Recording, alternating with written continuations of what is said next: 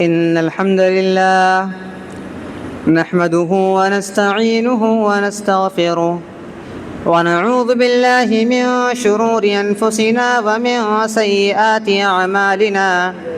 من يهده الله فلا مضل له ومن يضلله فلا هادي له، وأشهد أن لا إله إلا الله وحده لا شريك له، وأشهد أن محمدًا عبده ورسوله.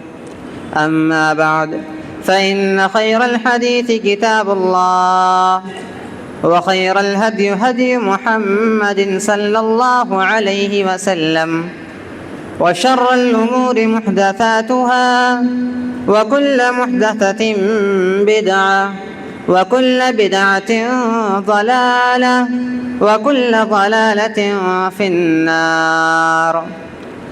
أعوذ بالله السميع العليم من الشيطان الرجيم. بسم الله الرحمن الرحيم. يا أيها الذين آمنوا اتقوا الله حق تقاته ولا تموتن إلا وأنتم مسلمون. يا أيها الناس اتقوا ربكم الذي خلقكم من نفس واحدة وخلق منها زوجها وبث منهما رجالا كثيرا ونساء، واتقوا الله الذي تساءلون به والأرحام إن الله كان عليكم رقيبا.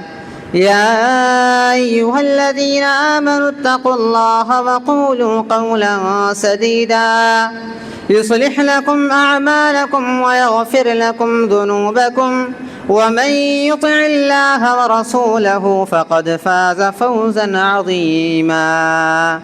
فأعوذ بالله من الشيطان الرجيم. بسم الله الرحمن الرحيم.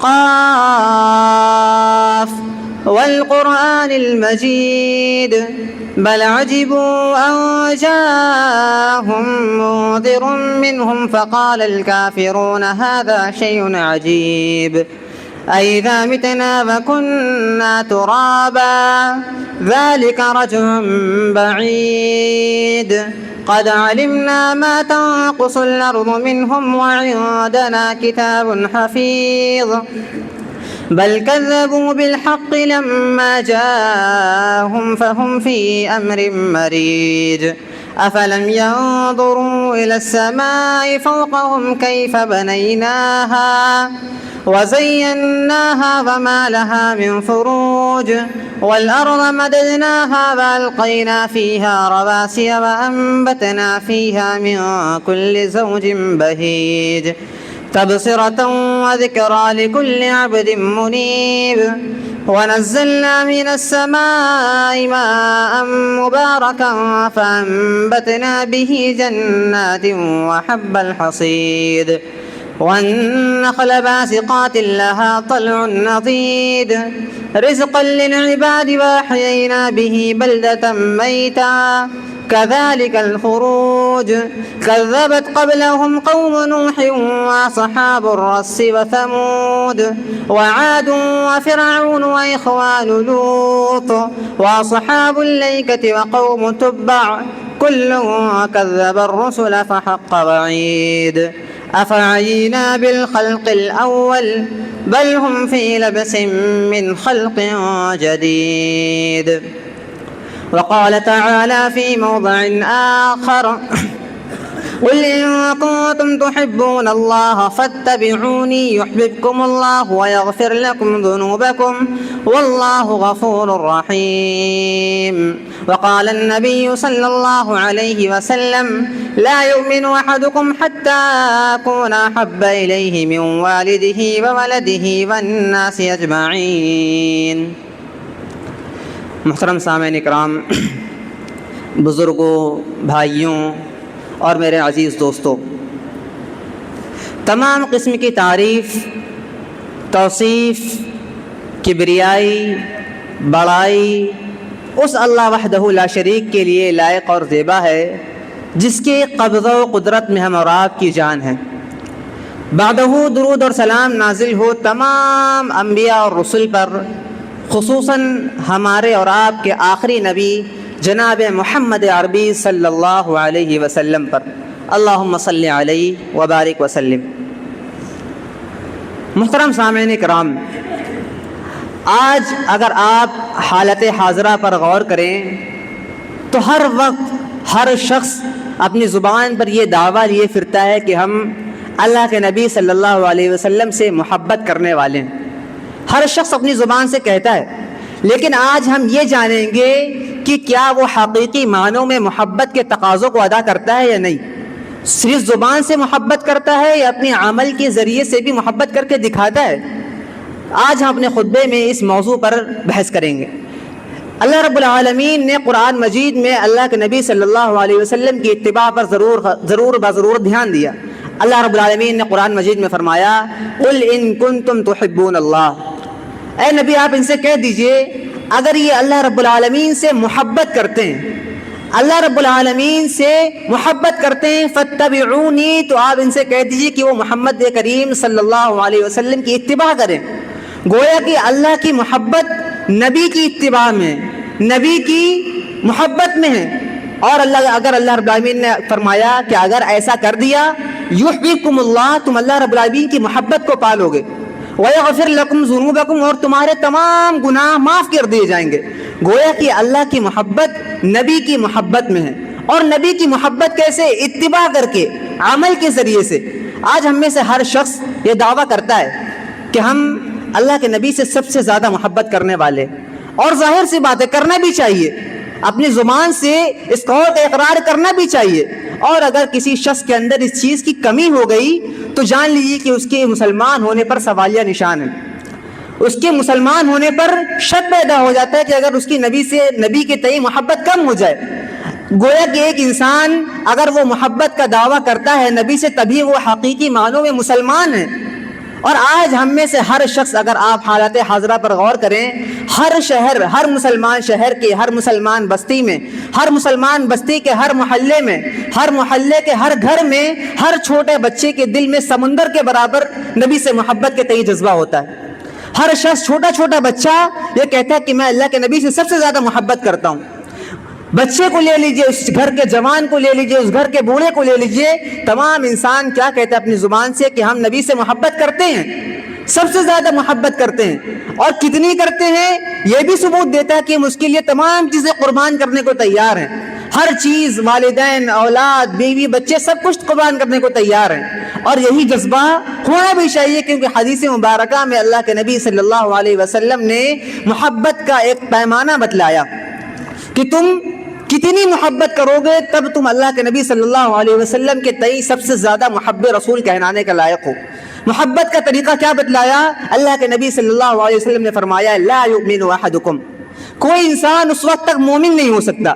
گویا کہ مومن ہونے کی شرط لگا دی، کوئی انسان اس وقت تک مومن ہی نہیں ہو سکتا حتی اکون احب الیہ من والدہ وولدہ والناس اجمعین، یہاں تک کہ میں اس کو اس کے والدین سے زیادہ، اس کی اولاد سے زیادہ، اور گویا کہ اس کے تمام افراد جو ہیں اس کے ارد گرد، قبیلے والے، رشتہ دار، تمام لوگوں سے زیادہ محبوب نہ ہو جاؤں۔ یہ نبی کریم صلی اللہ علیہ وسلم نے محبت کا تقاضا بتلایا۔ اور آج ہم اس بات کا دعویٰ تو کرتے ہیں، یہی حدیث سن کر کے، نبی کریم صلی اللہ علیہ وسلم کی بات سن کر کے حضرت عمر بن خطاب رضی اللہ عنہ کہتے ہیں، اے اللہ کے نبی صلی اللہ علیہ وسلم، میں اقرار کرتا ہوں میں اپنے والدین کو بھی آپ کے لیے قربان کرنے کو تیار ہوں، میں اپنے بیٹوں کو بھی، اولادوں کو بھی قربان کرنے کے لیے تیار ہوں، اپنے تمام لوگوں کے تئیں آپ کو قربان کرنے کو، آپ کے لیے قربانی دینے کو تیار ہوں، لیکن میں اپنی جان سے زیادہ آپ سے محبت نہیں کرتا۔ حضرت عمر رضی اللہ عنہ یہ بات کہہ رہے ہیں۔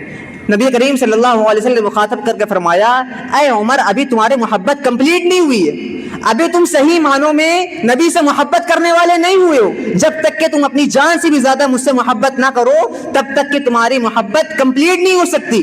جب عمر رضی اللہ عنہ نے یہ بات سنی تو کہا، اے نبی کریم صلی اللہ علیہ وسلم، اب میں اپنی جان سے زیادہ بھی آپ سے محبت کرتا ہوں، گویا کہ اپنے والدین کو بھی قربان کر سکتا ہوں، اپنے اولاد کو بھی قربان کر سکتا ہوں، اپنے تمام لوگوں کو قربان کر سکتا ہوں، اور اپنی جان کو بھی قربان کر سکتا ہوں۔ تب میں اللہ کے نبی صلی اللہ علیہ وسلم یہ میں دعویٰ کرتا ہوں، گویا کہ پھر نبی کریم صلی اللہ علیہ وسلم نے کہا الان یا عمر، اب عمر تمہاری محبت کمپلیٹ ہو گئی ہے، اب تم صحیح معنوں میں محبت رسول کہلانے کے لائق ہو۔ اور اللہ رب العالمین نے سورۃ توبہ آیت نمبر 24 میں اسی بات کو بیان کروایا۔ کیا فرمایا؟ قل ان کنتم تحبون اللہ قل ان کان آباؤکم وابناؤکم واخوانکم وازواجکم وعشیرتکم واموال اقترفتموها وتجارة تخشون كسادها ومساكن ترضونها أحب إليكم من الله ورسوله وجهاد في سبيله فتربصوا حتى يأتي الله بأمره۔ کیا فرمایا؟ قل ان كان آباؤكم، اے نبی آپ ان سے کہہ دیجئے اگر تمہارے والدین، تمہارے آباء و اجداد، وابناؤکم تمہارے بیٹے، واخوانکم تمہارے بھائی، وازواجکم تمہاری بیویاں، وعشیرتکم تمہارے ہمسائے، تمہارے کنبے اور قبیلے والے، واموال اقترفتموها اور جو مال تم کماتے ہو، جس کی کمائی کرتے ہو، وتجارۃ تخشون کسادها اور جو تم تجارت کرتے ہو، کاروبار کرتے ہو، جس کی کمی سے تم ڈرتے ہو، اگر یہ تم کو اللہ سے اور اس کے رسول سے اور اس کے راہ میں جہاد کرنے سے روک دیں، اس سے زیادہ محبوب ہو جائے، تو جان لو کہ تمہارے لیے اللہ رب العالمین کا عذاب تیار ہے۔ فتربصوا حتى يأتي الله بأمره، یعنی اللہ کے نبی کی محبت یہ ہمارے اوپر لازم ہے، ہمارے اندر یہ جذبہ ہونا چاہیے۔ اور صرف یہ آیت سن کر کے صحابہ کرام نے زبان کے ذریعے سے ثابت قدم نہیں رہے، بلکہ اس محبت کو عمل کے ذریعے سے ثابت کر کے دکھایا۔ اگر کوئی شخص سب سے زیادہ محبت کر سکتا ہے نبی کریم صلی اللہ علیہ وسلم سے، تو وہ صحابہ کرام رضی اللہ علیہ اجمعین ہیں۔ اگر انہوں نے والدین کے سامنے آئے، والدین بھی اگر نبی کی محبت میں آئے تو وہ پیچھے نہ ہٹے۔ آپ کو میں حضرت عبید اللہ بن جراح رضی اللہ عنہ کا واقعہ سناؤں۔ جب غزوہ بدر میں پہنچے، نبی کریم صلی اللہ علیہ وسلم کے ہمراہ کھڑے ہوئے ہیں، اللہ کی محبت دل میں ہے، نبی کی محبت دل میں ہے۔ سامنے کون ہے؟ ایک طرف اللہ کے نبی کی صف میں خود کھڑے ہوئے ہیں، اور سامنے دشمنوں کی صف میں انہی کے والد عبداللہ بن جراح کھڑے ہوئے ہیں۔ سوچیے، ایک باپ اس کے بیٹے سامنے کھڑا ہوا ہے، جنگ کا معاملہ ہے، جنگ شروع ہوتی ہے، جنگ ہوتی ہے، اور حضرت عبید اللہ بن جراح جب ان کے والد کے سامنے آتے ہیں اور حضرت عبید اللہ بن جراح اپنے والد کو دیکھتے ہیں تو اپنی تلوار کو پیچھے نہیں کھینچتے ہیں، بلکہ اپنے والد کو بھی اللہ کے نبی صلی اللہ علیہ وسلم کی راہ میں قربان کر دیتے ہیں۔ یعنی اگر والدین بھی آ جائیں، اگر وہ غلط بات کا حکم دے، تب بھی نبی کریم صلی اللہ علیہ وسلم کی اطاعت ہمارے اوپر ضروری ہے۔ ہمارے اوپر اس کی اطاعت ضروری، چاہے وہ والدین ہوں، چاہے ہمارے جتنے قریبی ہوں۔ اگر اولاد کی بات آئی تب بھی صحابہ کرام پیچھے نہ ہٹے، اپنی اولاد کی بھی قربانی دی۔ کس طرح سے دی؟ آپ کو میں ان کا یار غار حضرت ابو بکر صدیق، ان کا نبی کریم صلی اللہ علیہ وسلم کا ہمراہ، وہ کون؟ حضرت ابو بکر صدیق، جو نبی کریم صلی اللہ علیہ وسلم کے ساتھ شروع سے آخر تک رہے۔ نبی کریم صلی اللہ علیہ وسلم جب ہجرت کر کے مکہ سے مدینہ جا رہے تھے، ہر طرف افراتفری کا ماحول تھا، ڈھونڈا جا رہا تھا، تو حضرت ابو بکر صدیق جب ساتھ میں چلتے تو کیا کرتے؟ کبھی نبی کریم صلی اللہ علیہ وسلم کے آگے آگے کھڑے ہو جاتے، آگے آگے چلنے لگتے۔ یہ محبت کا پیمانہ دیکھیے، کبھی پیچھے آ جاتے، کبھی دائیں چلنے لگتے، کبھی بائیں چلنے لگتے۔ جب نبی کریم صلی اللہ علیہ وسلم نے پوچھا کہ ایسا کیوں کرتے ہو، تو صحابہ کرام حضرت ابو بکر صدیق نے کہا، اے نبی کریم صلی اللہ علیہ وسلم، مجھے خدشہ ہے کہ کہیں کوئی شخص آپ کے اوپر آگے سے تیر نہ چلا دے، کہیں کوئی شخص میرے بائیں سے آپ کے اوپر تیر نہ چلا دے، کہیں دائیں سے آپ کے اوپر تیر نہ چلا دے، کہیں پیچھے سے آپ کے اوپر تیر نہ چلا دے، اس لیے میں آپ کے آگے چلتا ہوں، پیچھے چلتا ہوں، دائیں چلتا ہوں، بائیں چلتا ہوں، کہ اگر تیر پڑے تو سب سے پہلے میرے اوپر پڑے، میرے نبی کے اوپر ایک آنچ نہ آئے۔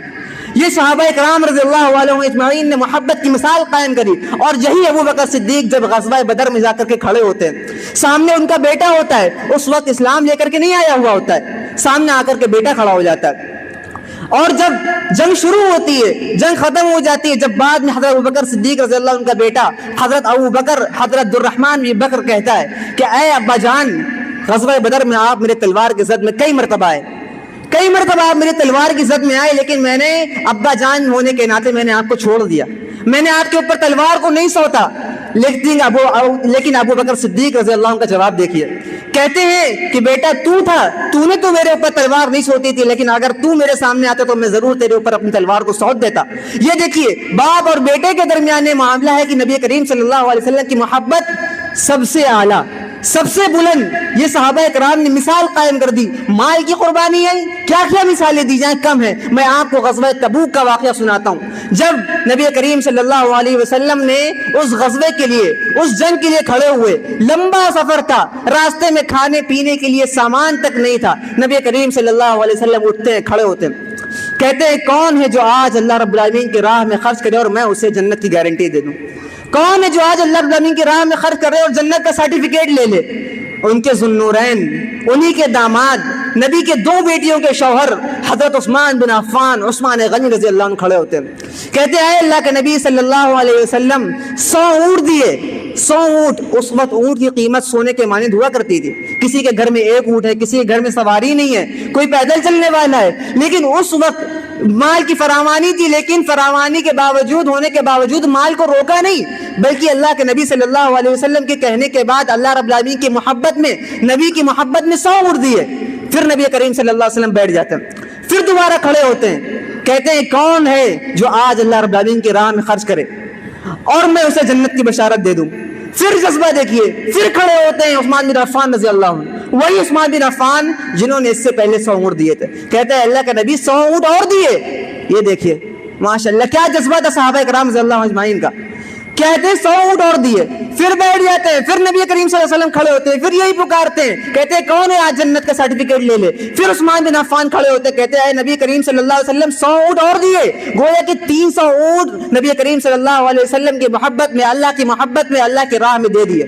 یہ صحابہ کرام کی مثال تھی، اور 1000 دینار سونے کے سکے الگ سے دیے، جو گویا کہ صحابہ کرام نے مثالیں قائم کی، باپ ہو، بیٹا ہو، مال ہو، تجارت ہو، تجارت کی مثال کیا ہے؟ مثال ہے حضرت مصعب بن عمیر رضی اللہ عنہ، جب نبی کریم صلی اللہ علیہ وسلم مکہ سے مدینہ ہجرت کے لیے گئے، اور مصعب بن عمیر بھی اپنے مال، اپنے ماں باپ کو چھوڑ کر کے چلے گئے، اور جا کر کے غزوہ احد کا موقع آتا ہے، مصعب بن عمیر، وہی مصعب بن عمیر جو مکہ سے ہجرت کر کے آئے تھے، شہید ہو جاتے ہیں۔ آخر میں معاملہ یہ ہوتا ہے جب نبی کریم صلی اللہ علیہ وسلم ان کے پاس جاتے ہیں، ان کے پاس جا کر کے دیکھتے ہیں کہ مصعب بن عمیر کے پاس اتنا کپڑا نہیں ہے، اتنا کفن نہیں ہے کہ اگر اس کا پورا جسم ڈھک دیا جائے، سر ڈھانکتے تو پیر کھل جاتا، پیر کو ڈھانکتے تو سر کھل جاتا۔ جب دیکھتے ہیں تو نبی کریم صلی اللہ علیہ وسلم کی آنکھوں میں آنسو آ جاتے ہیں، کہتے ہیں میں نے مصعب بن عمیر کا وہ وقت بھی دیکھا ہے جب یہ مکہ کی گلیوں سے نکلا کرتا تھا، اور گلی سے نکلتا ہے جب تو گھر کے اندر بیٹھے ہوئے شخص لوگ پہچان جاتے تھے خوشبو سن کر کہ یہ مصعب بن عمیر جا رہا ہے، یعنی اتنا ناز، اتنا پیسہ، کاروبار، سب کچھ تھا، لیکن نبی کریم صلی اللہ علیہ وسلم کی محبت میں کیا کچھ نہیں کیا، سب کچھ قربان کر کے آ گئے، اور آج یہ حالت کی پورا کفن میسر نہیں ہے۔ اور میں کہتا ہوں کہ ان کے پاس کفن میسر تھا یا نہیں تھا، دولت میسر تھی یا نہیں تھی، لیکن نبی کریم صلی اللہ علیہ وسلم کی محبت میسر تھی، نبی کریم صلی اللہ علیہ وسلم میسر تھے۔ یہ تھی صحابہ کرام نے مثالیں قائم کی، تبھی محمد کریم صلی اللہ علیہ وسلم کی نماز جنازہ تمام لوگوں تمام چیزوں میں ساتھ رہتے، تمام چیزوں میں جڑے رہتے۔ یہ صحابہ کرام نے مثالیں قائم کی، اور نبی کریم صلی اللہ علیہ وسلم ذات اقدس ہی اتنی کمال کی ہے کہ ان سے محبت کرنے کے علاوہ کوئی اور آپشن ہی نہیں ہوتا، کیوں کوئی اور آپشن ہی نہیں ہے۔ اگر آپ نبی کی محبت کا جائزہ لیں تو امام نووی رحمہ اللہ فرماتے ہیں کہ انسان جب کسی شخص سے محبت کرتا ہے تو 3 چیزوں کی بنیاد پر کرتا ہے۔ اس کو چلا دیجیے۔ انسان جب کسی سے محبت کرتا ہے تو 3 چیزوں کی بنیاد پر کرتا ہے، 3 چیزوں میں سے کوئی ایک چیز ہوتی ہے اس کے اندر۔ سب سے پہلا کیا ہوتا ہے؟ جمال، خوبصورتی کی بنا پر اس سے محبت کرتا ہے، اس کے ساتھ دوستی کرتا ہے تو خوبصورتی کی بنا پر کرتا ہے۔ اگر یہ نہیں ہے تو دوسری چیز کیا ہوتی ہے؟ کمال، اس کی صفات، اس کے اندر جو کیریکٹرسٹکس ہیں، اس کے اندر اس کی صفات جو ہیں اس کی بنا پر اس سے محبت کرتا ہے۔ اور تیسری چیز کیا ہوتی ہے؟ نوال۔ نوال کیا ہوتا ہے؟ احسانات کی بنیاد پر، یعنی اور کسی شخص نے آپ کے اوپر کوئی احسان کر دیا، آپ کو پیسہ دے دیا، آپ کے مشکل وقت میں ساتھ آ گیا، تو انسان اس وجہ سے بھی دوسرے شخص سے محبت کرتا ہے۔ گویا کہ یہ 3 معیار بتلائے۔ اور نبی کریم صلی اللہ علیہ وسلم کے اخلاق اور تمام چیزوں کے بارے میں کیا کہنا کہ ہر شخص کے اندر کوئی ایک چیز ہوتی ہے، لیکن میرے نبی کے اندر یہ تینوں چیز بیک وقت تھی۔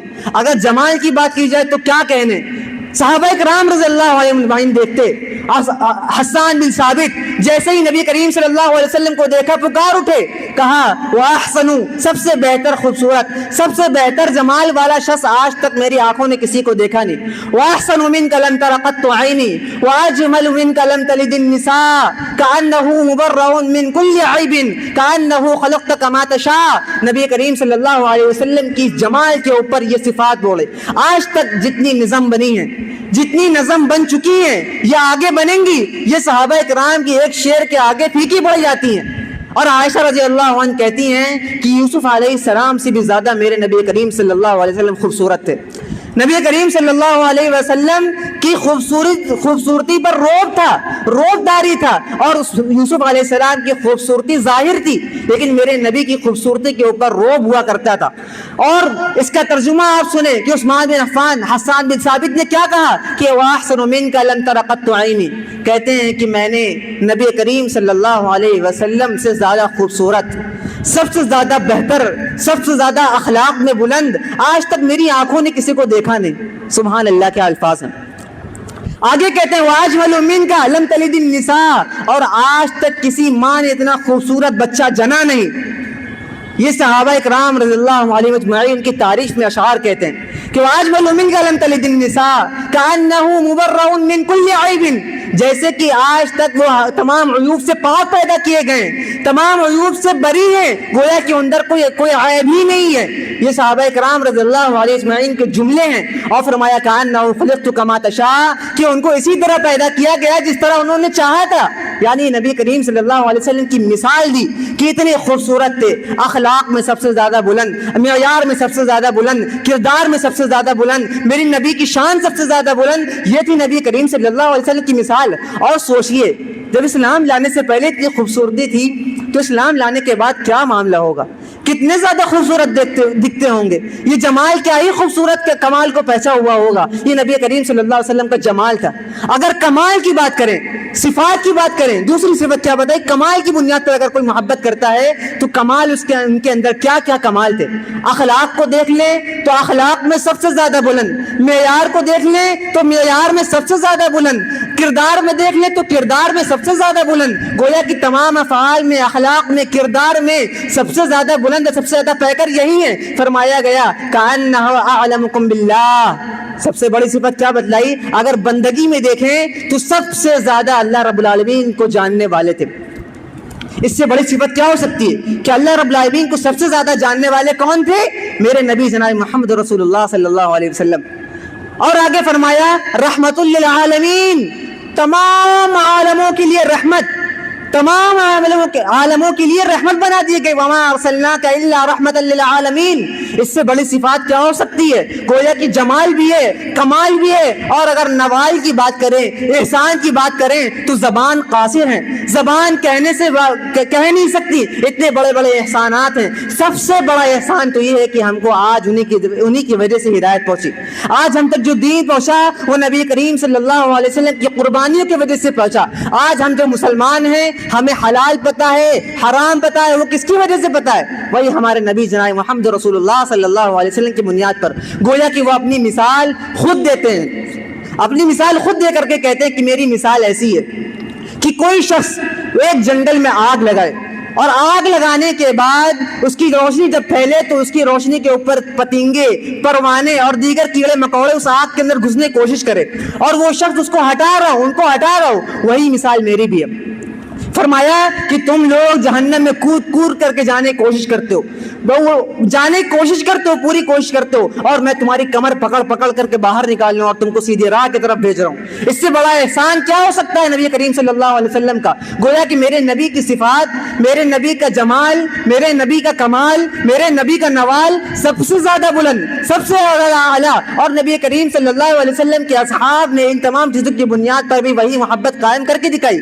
آپ کو میں ایک واقعہ بتا دوں. حضرت خبیب بن عدی رضی اللہ عنہ، حضرت خبیب بن عدی کفار مکہ قریش کے لوگ ان کو گرفتار کر کے لے کر چلے جاتے ہیں، گرفتار کر کے لے کے چلے جاتے ہیں اور جا کر کے سولی پر چڑھانے کے لیے کھڑا کر دیتے ہیں. جب سولی پر چڑھانے کے لیے کہتے ہیں تو ان سے پوچھتے ہیں کہ اے خبیب، کیا تم یہ گوارا کرو گے کہ تمہاری جگہ پر تمہارے نبی جناب محمد رسول اللہ صلی اللہ علیہ وسلم کھڑے ہوں اور تم اپنے گھر میں اپنے اہل و عیال کے ساتھ رہو، آرام کرو، کھاؤ پیو؟ کہتے ہیں یہ تو دور کی بات ہے کہ میں اللہ کے نبی کو یہاں پر آنا گوارا کروں، میں تو یہ بھی نہیں گوارا کر سکتا کہ میرے نبی کے پیر میں ایک کانٹا ڈھک جائے اور میں اپنے گھر میں آرام سے بیٹھا ہوں.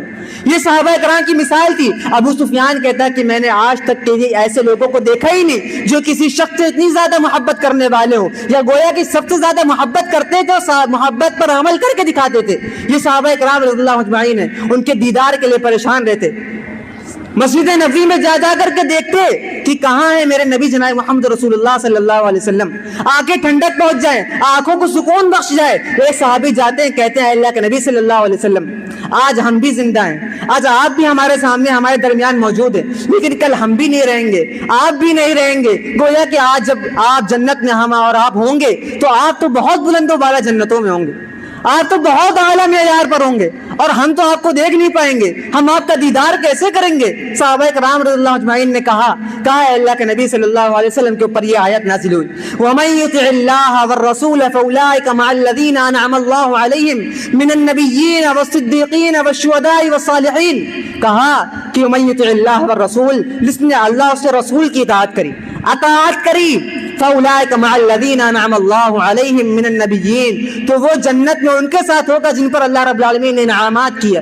وہ کون ہوں گے؟ نبی ہوں گے, صدیقین ہوں گے, شہداء ہوں گے, صالحین ہیں. گویا کہ اگر ہمیں یہاں دنیا میں رفاقت محسوس نہیں ہوئی ہے, رفاقت نہیں مل سکی نبی کی, اگر ہم کثرت سجود کے ذریعے سے اللہ رب العالمین اور اس کے رسول کی اطاعت کر کے نبی کی رفاقت جنت میں چاہتے ہیں, تو نبی کی اطاعت ضروری ہے. نبی کی محبت کے ساتھ نبی کی اطاعت بھی ضروری ہے, نبی کے فرمان پر عمل کرنا بھی ضروری ہے. یہ صحابہ کرام رضی اللہ اجمعین نے ان سے پوچھا, اور کہا نبی کریم صلی اللہ علیہ وسلم کے پاس ایک شخص آیا, کہنے لگا متی الساعہ, ہے نبی کریم صلی اللہ علیہ وسلم قیامت کب آئے گی؟ نبی کریم صلی اللہ علیہ وسلم نے کہا وما عددت لها, کہ تمہاری یہ کیوں پوچھتے ہو قیامت کب آئے گی؟ یہ سوچو کہ تمہاری قیامت کے لیے تیاری کیا ہے, تمہاری تیاری کیا, تمہیں اس سے کیا مطلب کب آئے گی وہ اللہ رب العالمین جانتا ہے, اس کا علم مجھے بھی نہیں ہے. تم یہ تیاری کرو کہ تمہاری تیاری کیا ہے, اس دن کامیاب ہو پاؤ گے یا ناکام ہو جاؤ گے؟ کہا ہے اللہ کے نبی صلی اللہ علیہ وسلم اتنی تیاری تو نہیں ہے, اتنے صدقہ و خیرات, اتنی تمام چیزیں, نمازیں تو نہیں پڑھی ہیں, لیکن ہاں میں آپ سے محبت ضرور کرتا ہوں, میں اللہ اس کے رسول سے محبت کرتا ہوں. نبی کریم صلی اللہ علیہ وسلم نے فرمایا فَإِنَّكَ مَعَ مَنْ أَحْبَبْتَ, تو تم اس کے ساتھ ہوگے جس سے تم محبت کرتے ہو. گویا کہ محبت یہ ہم کو نبی کریم صلی اللہ علیہ وسلم کی جنت میں رفاقت حاصل کرا سکتی ہے. لیکن اگر آج آپ حالات حاضرہ پہ غور کریں, کیا یہ صحیح معنوں میں جو آج لوگ محبت کا دعویٰ کرتے ہیں, اپنی زبان سے کہتے تو ہیں کہ ہم اللہ کے نبی سے سب سے زیادہ محبت کرنے والے ہیں, ہر وقت سینہ تان کر کے کہتے ہیں کہ ہم محب رسول ہیں, کیا وہ صحیح معنوں میں رسول سے محبت کرتے ہیں؟ کیا صحیح معنوں میں رسول سے محبت کہلانے کے لائق ہیں؟ اگر آپ ان کی زندگی کا جائزہ لیں تو وہ چیختے تو ہیں کہ ہم نبی سے محبت کرتے ہیں, لیکن ان کے چہرے نہیں بتاتے کہ وہ نبی سے محبت کرتے ہیں, ان کے اعمال نہیں بتاتے. وہ چیخ چیخ کر کے کہتے ہیں کہ ہم رسول سے محبت کرتے ہیں, لیکن ان کے اعمال نہیں بتلاتے کہ وہ نبی سے محبت کرتے ہیں. وہ چیخ چیخ کر کے تو کہتے ہیں کہ ہم نبی سے محبت کرتے ہیں, لیکن ان کے اخلاق نہیں بتاتے کہ وہ نبی سے محبت کرتے ہیں. وہ چیخ چیخ کر کے کہتے ہیں کہ ہم نبی سے سب سے زیادہ محبت کرنے والے ہیں, لیکن ان کے آپسی معاملات, ان کے رشتہ داری یہ نہیں بتلاتے کہ وہ نبی سے محبت کرتے ہیں. وہ چیخ چیخ کر کے کہتے ہیں کہ ہم نبی سے سب سے زیادہ محبت کرنے والے ہیں, لیکن ان کی محلے کی مسجدیں نہیں بتلاتے کہ وہ نبی سے سب سے زیادہ محبت کرنے والے ہیں. کیا یہ محبت کا یہی معیار ہے کہ صرف زبان سے کریں لیکن عمل کے اندر اس کی محبت کو لے کر کے نہ آئیں؟ کیا صحابہ کرام نے یہی عمل کر کے دکھایا؟ کیا صرف زبان سے دعویٰ تھا ان کا؟ نہیں, انہوں نے عمل کے ذریعے سے محبت کو قائم کر کے دکھایا کہ دیکھو عمل کے ذریعے سے محبت قائم ہوتی ہے.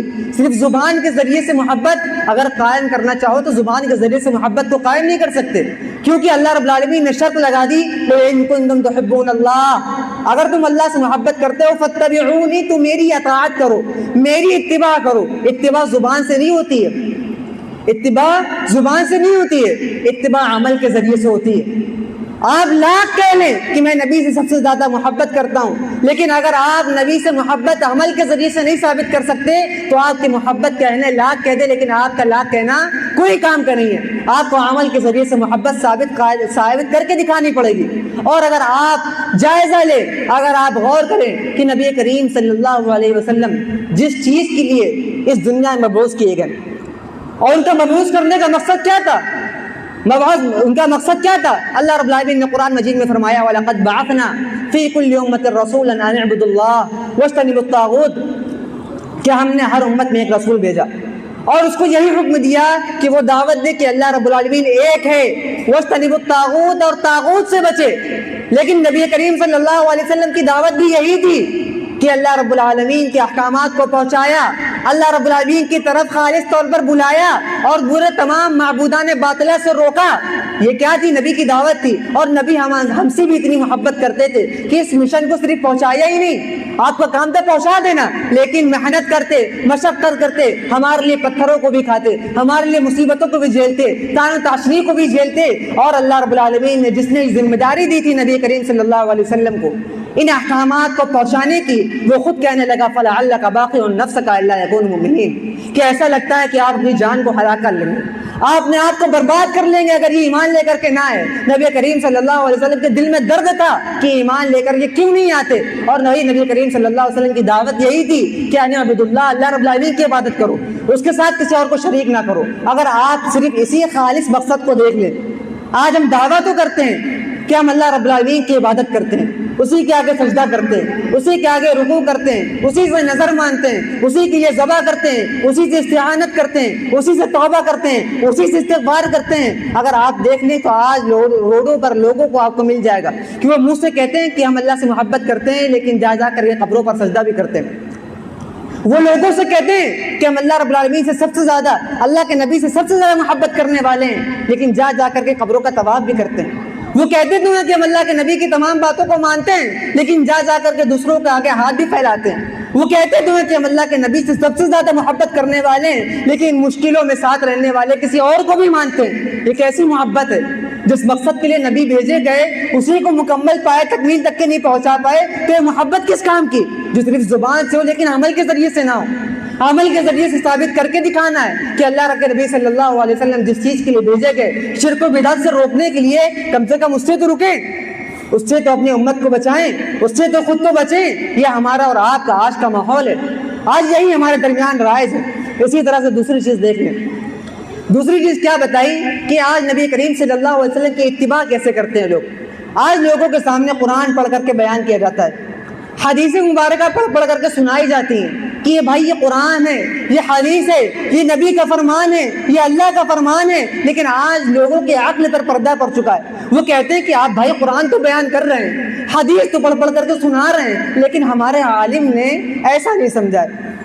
آپ بتا تو رہے ہیں، آپ مجھے بات سمجھ میں آ رہی ہے، لیکن میرے عالم ایسا نہیں کہتے۔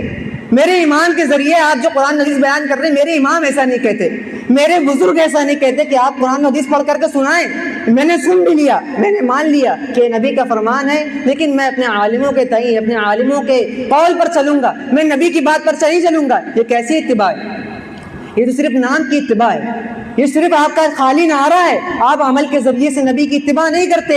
آپ کا عمل یہ ہونا چاہیے کہ آپ کے سامنے نبی کی بات آ جائے، چاہے لاکھ ایک طرف کہے گا، عالم ہو، امام ہو، بزرگ ہو، ولی ہو، جو بھی ہو، نبی کی بات ایک طرف، تمام عالموں اور تمام اماموں، تمام بزرگوں، تمام ولیوں کی بات ایک طرف، کیونکہ میرے نبی سب سے زیادہ بلند ہے، سب سے زیادہ اعلیٰ معیار ان کا ہے، ان کی بات سیدھی اور سچی ہے، اس کے علاوہ کسی اور کی بات سیدھی اور سچی نہیں ہو سکتی۔ نبی کی پیروی سب سے زیادہ ضروری ہے۔ اور اللہ رب العالمین نے ایسے لوگوں کے فرمایا وَمَن يُشَاقِقِ الرَّسُولَ مِن بَعْدِ مَا تَبَيَّنَ لَهُ الْهُدَىٰ وَيَتَّبِعْ غَيْرَ سَبِيلِ الْمُؤْمِنِينَ، کہ جو شخص اللہ رب العالمین کی نافرمانی کرے، اللہ کے نبی صلی اللہ علیہ وسلم کی نافرمانی کرے، اس کے بعد کہ اس کے سامنے قرآن پڑھ کر کے سنا دیا جائے، حدیثیں پڑھ کر سنا دیا جائے، اس کے سامنے صحیح اور غلط کو بیان کر دیا جائے، وَنُصْلِهِ مَا جَهَنَّمَ، تو ایسے لوگوں کا ٹھکانہ کیا ہے؟ جہنم ہے۔ اگر وہ نبی کی بات کو چھوڑ کر کے اپنے اماموں، اپنے عالموں، اپنے رہبانوں، اپنے پیروں، اپنے بزرگوں کی بات کو مانتے ہیں، نبی کی بات سب سے اوپر ہے۔ اور صحابہ کرام کی مثال بھی یہی بتلائی، کیا فرمایا نبی کریم صلی اللہ علیہ وسلم کی اتباع صحابہ کرام کیسے کرتے تھے، ایک مثال اس کی بھی لے لیں۔ نبی کریم صلی اللہ علیہ وسلم کی اتباع کے بارے میں ایک آیت سنا دو سورہ نور کی، انما کان قول المؤمنین اذا دعوا الى اللہ ورسولہ لیحکم بینہم ان یقولوا سمعنا واطعنا۔ مومنوں کی پہچان یہ، مومنوں کی پہچان بتلائی کہ جب ان کے سامنے قرآن اور حدیث پڑھ کر کے سنایا جاتا ہے، قرآن اور حدیث پیش کی جاتی ہے، تو وہ کیا کہتے ہیں؟ سمعنا واطعنا، ہم نے سنا اور ہم نے کر دیا۔ کیوں کیا، کیسے کیا، کیوں کیا، کیا حکمت تھی، یہ سب کچھ نہیں، میرے نبی نے کیا، ہمارا کام ہے اس کو کرنا۔ یہ مومنوں کی پہچان قرآن مجید میں اللہ رب العالمین نے بتلائی اور بتلا دیا۔ جو شخص اسی طرح ایمان لائے گا، سنا اور کرا پر، تو جان لو اولئک هم مفلحون، تو وہ کامیاب لوگ ہیں، وہ کامیاب لوگ ہیں، وہی جنت کے لائق ہے، وہی جنت کے اندر داخل ہو جائیں گے۔ تو میرے بھائیوں، محبت کی معیار یہ اتباع ہے، اور صحابہ کرام رضی اللہ عنہ اجمعین کیسے اتباع کرتے تھے۔ ایک واقعہ آپ کو سنا دوں کہ نبی کریم صلی اللہ علیہ وسلم ایک مرتبہ نماز پڑھا رہے تھے، اور نماز ایسی جگہ پڑھا رہے تھے جہاں پر گرد و غبار تھا، اسی وجہ سے انہوں نے پیر میں جوتیاں پہنے ہوئے تھے، جوتے پہن کر کے نماز پڑھا رہے تھے، اور صحابہ کرام رضی اللہ اجمعین پیچھے جتنے تھے سب اسی حالت میں تھے۔ نبی کریم صلی اللہ علیہ وسلم کو صحابہ کرام دیکھتے ہیں کہ وہ نماز کی حالت میں اپنے جوتوں کو اتار کر کے کنارے کر کے وہیں کھڑے ہو جاتے۔ صحابہ کرام کی اتباع دیکھیے، جیسے ہی نبی کریم صلی اللہ علیہ وسلم کو دیکھا فوراً کہہ دیا، فوراً خود کر دیا وہی عمل، نبی کو دیکھا فوراً اپنے جوتے کو اتار دیے اور ویسے ہی کھڑے ہو کے جس طرح نبی کریم صلی اللہ علیہ وسلم کھڑے تھے۔ یہ نہیں پوچھا کیوں کیا، کیسے کیا۔ بعد میں نبی کریم صلی اللہ علیہ وسلم جب پیچھے مڑے اور دیکھا کہ یہ صحابہ کرام نے ایسا کیوں کیا، پوچھا تم نے کیوں کیا ایسا، کہا کہ نبی کریم صلی اللہ علیہ وسلم آپ نے ایسا کیا، ہم نے بھی کر دیا، ہم نے نہیں سوچا کہ کیا وجہ تھی کس حکمت کے تحت کیا، آپ نے کر دیا، آپ کا کرنا ہمارے لیے کافی ہے، وہی ہمارے لیے دلیل ہے۔ آگے فرمایا کہ تمہیں ایسا نہیں کرنا تھا، میرے پاس جبریل امین آئے تھے اور جبریل امین نے آ کر کے مجھے بتلایا کہ آپ کے جوتے مبارک میں گندگی لگی ہوئی ہے۔ گویا کہ اس سے دو باتیں معلوم ہوئی، کہ ایک بات یہ معلوم ہوئی کہ اگر کوئی شخص جوتے کی حالت میں نماز پڑھنا چاہے تو وہ پڑھ سکتا ہے، لیکن اس کا مطلب یہ نہیں کہ آپ مسجد میں پاک اور صاف جگہ پر آ کر کے جوتا پہن کے نماز پڑھ لیں، وہاں پر پڑھے جہاں پر جنگلات ہو، گندگی ہو، ایسی جگہ پر کھڑا ہو کر کے انسان جوتے کی حالت میں نماز پڑھ سکتا ہے۔ اور اسی طرح آپ اگر دیکھیں حالات حاضرہ پر غور ڈالیں تو آپ نماز جنازے کی حالت میں دیکھتے ہوں گے، لوگ نماز جنازہ پڑھنے کے لیے جاتے ہیں، بہت سے لوگ کیا کرتے ہیں جوتوں کو نیچے رکھ دیتے ہیں، جوتے پہنے ہوئے ہوتے ہیں، پھر ان جوتوں کو اتار کر کے ان جوتوں کے اوپر کھڑے ہو جاتے ہیں۔ کیا میرے بھائی جب جوتے میں گندگی لگی تو جوتا پہنے رہو، جوتے کے اوپر کھڑے رہو، دونوں بات تو برابر ہی ہے، آپ جوتے سے تو ملے ہوئے ہو۔ اس سے یہ بات بھی ثابت ہوتی، پتہ کیا چلا کہ اگر آپ کے پیر میں کوئی گندگی ہے تو آپ پہلے اسے دیکھیں اور کسی گردہ یا مٹی میں اسے گھس لیں، اس سے یہ بات معلوم ہوتی کہ جوتا پہن کر نماز پڑھ سکتے ہیں۔ دوسری بات عقیدے کی بات معلوم ہوتی ہے۔ عقیدہ کیا ہے کہ نبی کریم صلی اللہ علیہ وسلم علم غیب کے متعلق نہیں جانتے تھے۔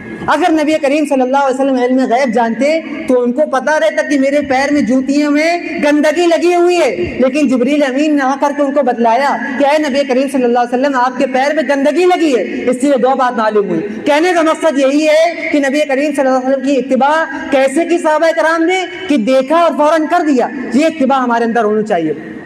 اسی طرح محبت رسول کا تیسرا معیار کیا ہے کہ نبی کریم صلی اللہ علیہ وسلم کے ایک ایک احکامات کو ماننا اور ان پر درود بھیجنا۔ آج ہمارے درمیان بہت یہ چیز کمی پائی جاتی ہے کہ ہمارے سامنے نبی کریم صلی اللہ علیہ وسلم کا نام آتا ہے لیکن ہماری مسجدیں گونجتی نہیں نبی کریم صلی اللہ علیہ وسلم سے۔ اگر کہا جائے تو نبی کریم صلی اللہ علیہ وسلم کا نام لیا جائے تو فوراً مسجد گونج اٹھنی چاہیے کہ نبی کریم صلی اللہ علیہ وسلم، کہیے بلند آواز سے صلی اللہ علیہ وسلم، یہ نعرہ بلند ہونا چاہیے مسجدوں سے۔ اور نبی کریم صلی اللہ علیہ وسلم نے ایسے شخص پر ہلاکت کی لعنت بھیجی۔ کیا فرمایا کہ نبی کریم صلی اللہ علیہ وسلم نے کہا، ممبر پر چڑھنے لگے، پہلے ممبر پر چڑھے کہا آمین، دوسرے ممبر چڑھے کہا آمین، تیسرے ممبر پر چڑھا کہا آمین۔ صحابہ کرام رضی اللہ علیہ اجمعین نے پوچھا کہ اے نبی کریم صلی اللہ علیہ وسلم آپ نے ایسا عمل کیوں کیا یہ عمل، آمین کیوں کہا؟ تو فرمایا کہ جبریل امین میرے پاس آئے تھے، جب میں پہلے ممبر پر چڑھا تو کہنے لگے کہ خاک آلود ہو، ہلاک ہو جائے وہ شخص جس نے رمضان کا مہینہ پایا اور اپنی مغفرت نہ کرا سکا، ہلاکت اس کے لیے۔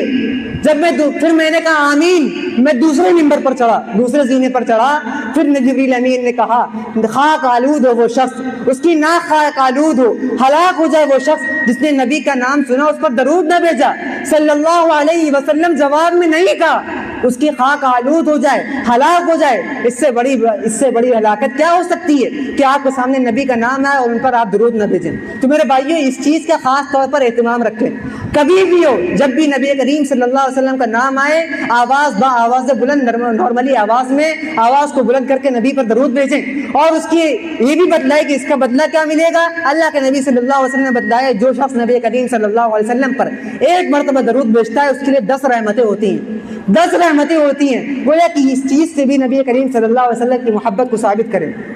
اور اسی طرح سب سے آخری اور سب سے محبوب عمل نبی کریم صلی اللہ علیہ وسلم کا چوتھی چیز کیا بتلائی کہ جو چیز نبی کو محبوب ہے وہ چیز آپ کو ہی محبوب ہونی چاہیے۔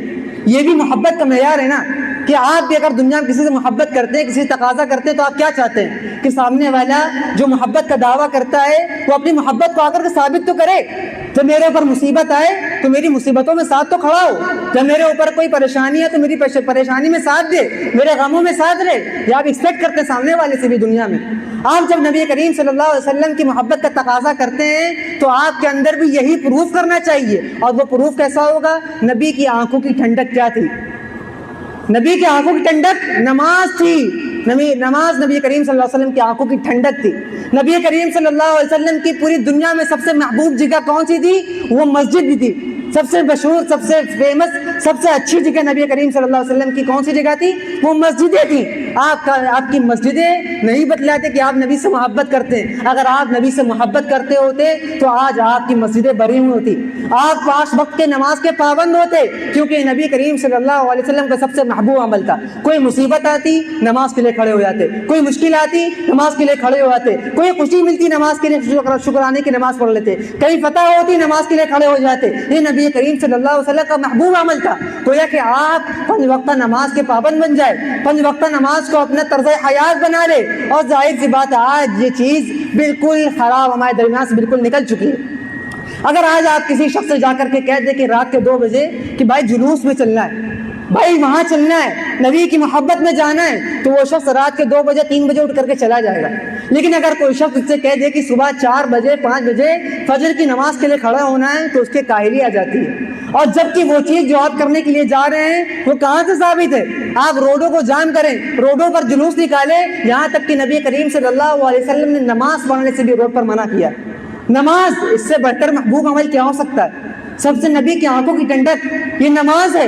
گویا کہ نبی کریم صلی اللہ علیہ وسلم نے روڈ پر نماز پڑھنے سے منع کیا ہے. اس سے بڑی محبوب عمل کیا ہو سکتا ہے؟ اور آپ جو جلوس میں جاتے ہیں اس سے کیا ثابت کرنا چاہتے ہیں؟ کہ نبی کریم صلی اللہ علیہ وسلم کی محبت نہیں ہے, بلکہ نبی کریم صلی اللہ علیہ وسلم کی سنت کی نافرمانی ہے, سنت کا دھجیہ اڑانا ہے. تو میرے بھائیوں, ان تمام احکامات کو جانیں کہ اگر ہم نبی سے محبت کا دعویٰ کرتے ہیں تو عمل کے ذریعے سے نبی سے محبت کا دعویٰ کر کے دکھائیں, اپنی مسجدوں کو بھر کے دکھائیں, اپنی زندگی میں نبی کی سنتوں کو اپنا کر کے دکھائیں, اپنے طرز حیات میں نبی کا طرز حیات داخل کرنا چاہیں, اپنے اخلاق میں نبی کریم صلی اللہ علیہ وسلم کا اخلاق لے کر کے آئیں, اپنے کردار میں نبی کریم صلی اللہ علیہ وسلم کی کردار لے کر کے آئیں. یہ نبی کریم صلی اللہ علیہ وسلم کی محبت کا تقاضا ہے. تو میرے بھائیوں, کہنے کا یہی مقصد ہے کہ اپنے طرز حیات میں, اپنی روزمرہ کی زندگی میں کہنے سے پہلے اس پر عمل کرنے کی توفیق دے اللہ رب العالمین.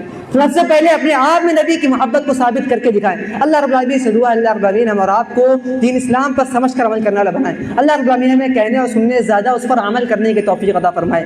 آمین.